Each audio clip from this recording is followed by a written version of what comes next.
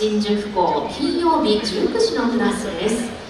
担当のエリ先生より、今回の衣装は全部手作りです。その美しいダンサーはお花の色のように、夜空の一番星のように常に金色に輝いている、そんな存在である。みんな自身をステージで出し切ってきてください。新宿校金曜日19時のクラスでプロトゥノテフラ、どうぞ。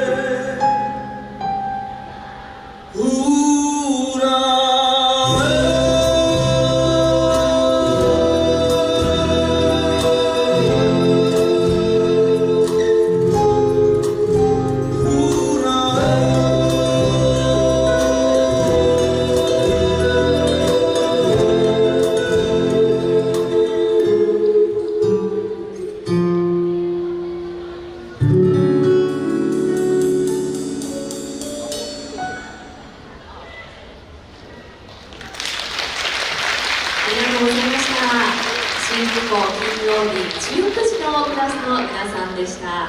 どうぞ大きな拍手でお送りください。